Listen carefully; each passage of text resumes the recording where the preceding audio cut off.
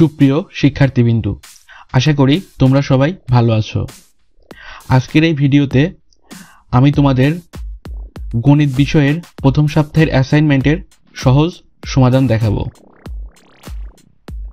তাহলে চলো সপ্তম শ্রেণীর প্রথম সপ্তাহের গণিতের অ্যাসাইনমেন্টটা দেখে নিই। গণিতের অ্যাসাইনমেন্টটা দেওয়া হয়েছে প্রথম অধ্যায় মূলদ এবং অমূলদ সংখ্যা থেকে, এবং অ্যাসাইনমেন্টের শিরোনাম হবে মূলদ ও অমূলদ সংখ্যার ধারণা এবং বিভিন্ন ধরনের সংখ্যার বর্গমূল নির্ণয়। এখানে আমাদেরকে বলা হয়েছে আমিনা বেগম উচ্চ বিদ্যালয়ের 180 জন শিক্ষার্থীদের প্রত্যেক সমাবেশ সাজাতে গিয়ে শিক্ষক দেখলেন তাদেরকে বর্গাকারে সাজানো যায় না। এতটুকুন উদ্দীপক দেওয়া আছে। তার উপরে আমাদেরকে 4টা প্রশ্ন করেছে। ক নাম্বারে আছে রুট 24, রুট 7, 0, 5 এবং রুট 25/16 মূলদ ও অমূলদ সংখ্যা চিহ্নিত করে কারণ লেখো। মানে উপরের এই সংখ্যাগুলোকে মূলদ না অমূলদ এগুলা চিহ্নিত করে তার কারণ লিখতে হবে। খতে বলা আছে কমপক্ষে কতজন শিক্ষার্থী যোগ দিলে শিক্ষার্থীর দলকে বর্গাকারে সাজানো যাবে। অর্থাৎ 1080 জন যে শিক্ষার্থী আছে এর সাথে আর কতজন শিক্ষার্থী যোগ হলে বর্গাকারে সাজানো যাবে কমপক্ষে। এবং গ নাম্বারে বলা আছে শিক্ষার্থীর সংখ্যাকে কোনো ক্ষুদ্রতম পূর্ণ সংখ্যা দ্বারা ভাগ করলে ভাগফল পূর্ণ বর্গ সংখ্যা হবে। অর্থাৎ 1080কে কোন ক্ষুদ্রতম সংখ্যা পূর্ণ সংখ্যা দ্বারা ভাগ করলে ভাগফল যেটা হবে সেটা আবার পূর্ণ বর্গ সংখ্যা হবে। এবং শিক্ষার্থীর সংখ্যাকে 2 দশমিক স্থান পর্যন্ত বর্গমূল নির্ণয় করো। মানে শিক্ষার্থীর সংখ্যা যেটা আছে 1080 এর 2 দশমিক স্থান পর্যন্ত বর্গমূল নির্ণয় করতে বলা হয়েছে। এবং এখানে কিছু নির্দেশক এবং রুব্রিক্স দেয়া আছে যেটা তোমরা অবশ্যই পড়েছো, আমিও এটা পড়ে নিয়েছি। এখন এর আলোকে আমরা চলো উত্তরগুলো দেখে নিই, এবং উত্তরগুলো দেখে নেওয়ার সাথে সাথে উত্তরগুলো একটু ব্যাখ্যা করে বলবো যেন তোমাদের বুঝতেও সুবিধা হয়। প্রথম উত্তরটা হচ্ছে ক এর উত্তর দিব। এখানে 5-6টা সংখ্যা দেওয়া আছে, এই সংখ্যাগুলো মূলদ নাকি অমূলদ সেগুলো চিহ্নিত করতে বলছে এবং তার কারণ লিখতে বলছে। চলে যাচ্ছি পরবর্তীতে। এটা হচ্ছে সপ্তম শ্রেণীর অ্যাসাইনমেন্ট নাম্বার 1। অ্যাসাইনমেন্টের শিরোনাম হবে মূলদ ও অমূলদ সংখ্যার ধারণা এবং বিভিন্ন ধরনের সংখ্যার বর্গমূল নির্ণয়। এতটুকুন তোমরা কভার পেজে যেভাবে ডিজাইন করো সেভাবে ডিজাইন করে লিখে নিও। এরপরে আসছি ক এর উত্তরে। যেহেতু আমাদেরকে মূলদ এবং অমূলদ সংখ্যা নির্ণয় করে তার কারণ লিখতে বলছে, তাহলে অবশ্যই আমাদেরকে মূলদ এবং অমূলদ সংখ্যা সম্বন্ধে আগে জানতে হবে। তো আমি এখানে মূলদ সংখ্যার সংজ্ঞা দিয়েছি। মূলদ সংখ্যা যে সংখ্যা p/q অর্থাৎ ভগ্নাংশ আকারে প্রকাশ করা যায় তাকে মূলদ সংখ্যা বলে। যেখানে p ও q পূর্ণ সংখ্যা এবং q নট ইকুয়াল টু 0, অর্থাৎ q কখনোই 0 এর সমান হবে না। অন্যদিকে 0 সহ সকল স্বাভাবিক সংখ্যা পূর্ণ সংখ্যা ও ভগ্নাংশ সংখ্যা মূলদ সংখ্যা। আর অমূলদ সংখ্যার সংখ্যাটা আবার দেখি। অমূলদ সংখ্যা যে সকল সংখ্যাকে p/q ভগ্নাংশ আকারে প্রকাশ করা যায় না, আবার পূর্ণ বর্গ নয় এরূপ যে কোনো স্বাভাবিক সংখ্যার বর্গমূল কিংবা তার ভগ্নাংশ একটি অমূলদ সংখ্যা। অর্থাৎ যে সকল সংখ্যাকে p/q আকারে প্রকাশ করা যায় না, আবার পূর্ণ বর্গ নয় এরকম সংখ্যার বর্গমূল বা ভগ্নাংশ একটি অমূলদ সংখ্যা। এখন আমরা প্রদত্ত সংখ্যাগুলো দেখি এবং কারণ নির্ণয় করি। আমাদের যে সংখ্যাগুলো দেওয়া আছে সেই সংখ্যাগুলো মূলদ নাকি অমূলদ সেটা দেখব, নির্ণয় করব এবং তার কারণটাও বলবো। এখানে রুটটাও বলবো। এখানে রুট 24টা অমূলদ সংখ্যা, কারণ আমাদের সংখ্যায় বলা আছে যে সকল সংখ্যা পূর্ণ বর্গ নয় তাদের বর্গমূল অমূলদ সংখ্যা। তাহলে রুট 24 যেহেতু পূর্ণ বর্গ সংখ্যা নয় সেহেতু এটা অমূলদ সংখ্যা। এখানে সুন্দর করে কারণ সহ অমূলদ সংখ্যাকে চিহ্নিত করা হয়েছে। রুট 7 বা বর্গমূল 7, এখানে 7 যেহেতু পূর্ণ বর্গ সংখ্যা নয় সেহেতু এর বর্গমূলও পূর্ণ সংখ্যা হবে না, যে জন্য এটা হচ্ছে একটা অমূলদ সংখ্যা। এবার 0 হচ্ছে মূলদ সংখ্যা, কারণ 0কে ভগ্নাংশ আকারে 0/1 আকারে প্রকাশ করা যায়, এজন্য হচ্ছে 0 মূলদ সংখ্যা। 5 মূলদ সংখ্যা, কারণ এটা হবে 5 5কে ভগ্নাংশ আকারে প্রকাশ করা যায় 1, সেহেতু 5 একটি মূলদ সংখ্যা।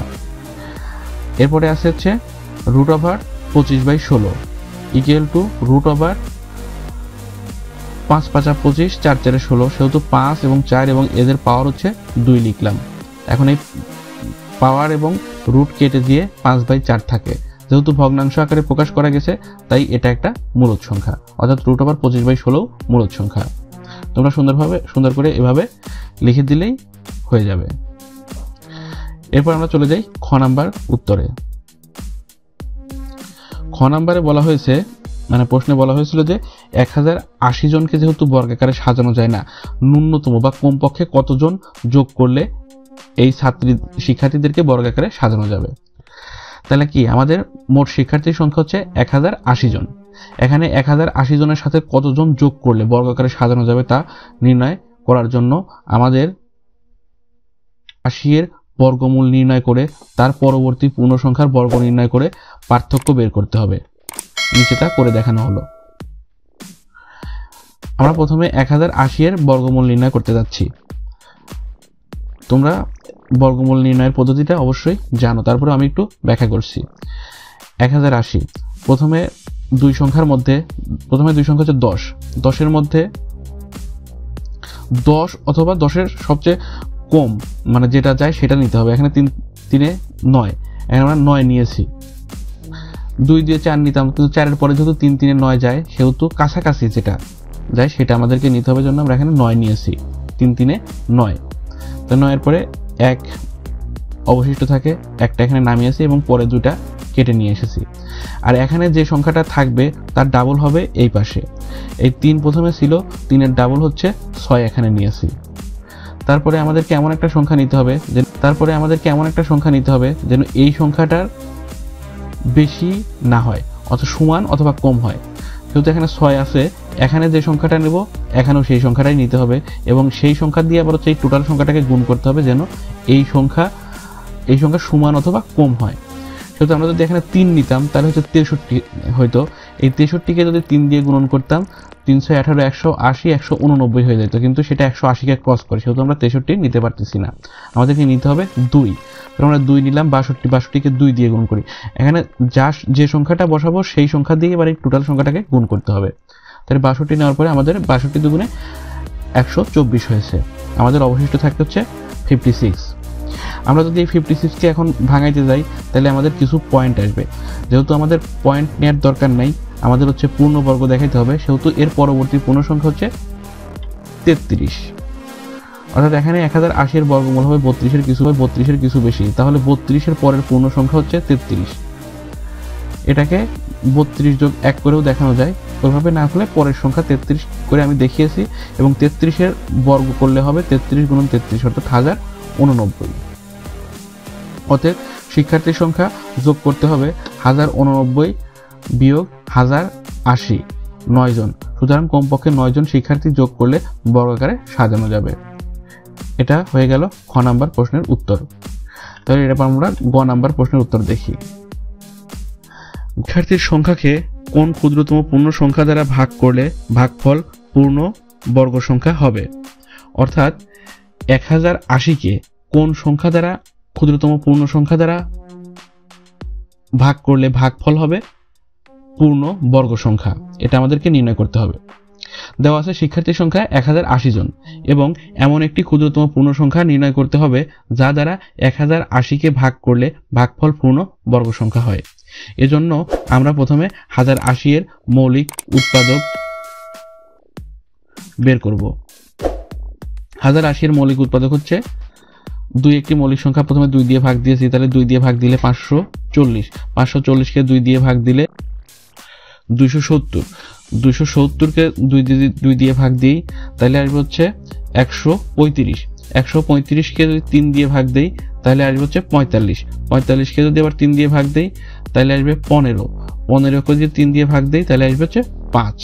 তাহলে সবগুলোই আমাদের মৌলিক উৎপাদক পেয়ে গেলাম। একই ধরনের মৌলিক গুণনীয়কগুলোকে জোড়া করে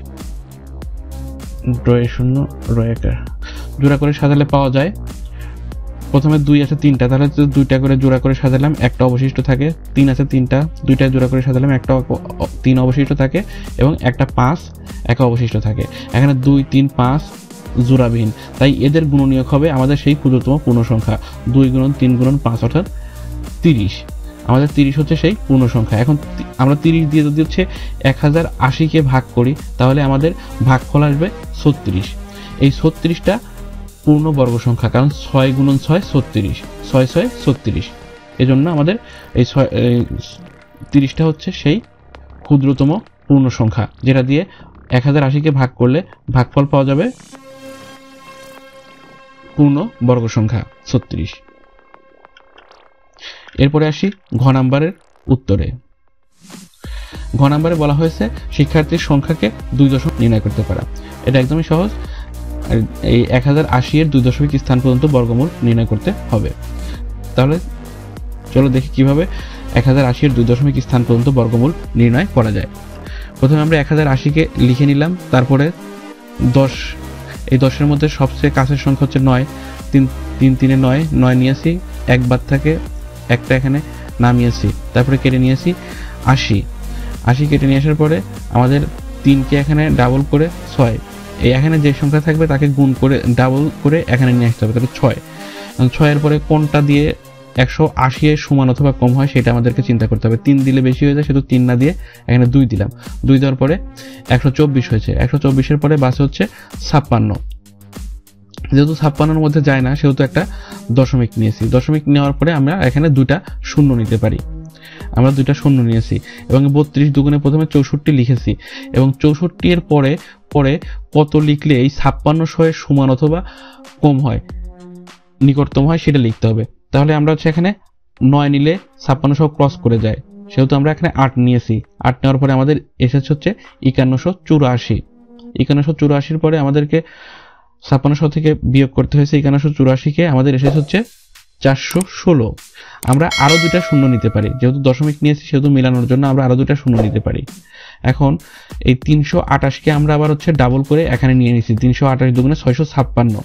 এই 656 সাথে কোন সংখ্যাটা অ্যাড করলে এই 41600 এর সমান অথবা কম হয় সেটা আমাদেরকে চিন্তা করতে হবে, গুণ করে বের করে দেবো।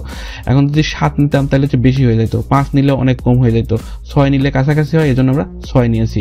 এখানে 6 নেওয়ার পরে 6566 কে 6 দিয়ে গুণ করার পরে আমাদের এসেছে হচ্ছে 39396। এই 39396 করে এসেছে 2204। এখানে আমরা 2 দশমিক স্থান পর্যন্ত যেহেতু পেয়ে গেছি সেহেতু এর পরে আমাদের আর কোনো কাজ নেই, আমরা আর বের করব না, যদিও চাইলে আরো বের করা যায়। আমাদের যেহেতু চেয়েছে 2 দশমিক স্থান পর্যন্ত সেহেতু আমরা 2 দশমিক স্থান পর্যন্ত বের করে রেখে দিলাম।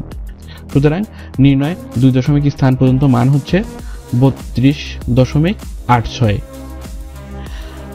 সুপ্রিয় শিক্ষার্থীবৃন্দু, আশা করি তোমরা খুব সুন্দরভাবে অঙ্ক যে 4টা টার্ম দেয়া ছিল বা আমাদের পড়তে বলা হয়েছে তোমরা সুন্দরভাবে বুঝতে পেরেছো।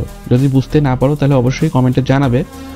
কোনো কিছু সমস্যা থাকলে আমি সেটা তোমাদেরকে ভালো করে আরো বুঝিয়ে বলার জন্য। আর তোমরা অবশ্যই ভিডিওটা তোমার বন্ধুদের সাথে শেয়ার করবে যেন তারাও এরকম একটা ভালো ভিডিও দেখে সুন্দর করে শিখতে পারে। আর তোমরা কে কোথা থেকে দেখছো অবশ্যই সেটা আমার ভিডিওর নিচে কমেন্টে জানাবে এবং আমার কাছ থেকে আর কোন ধরনের ভিডিও চাও সেগুলোও অবশ্যই জানাবে। ভালো থেকো, পড়ালেখার মধ্যে থেকো।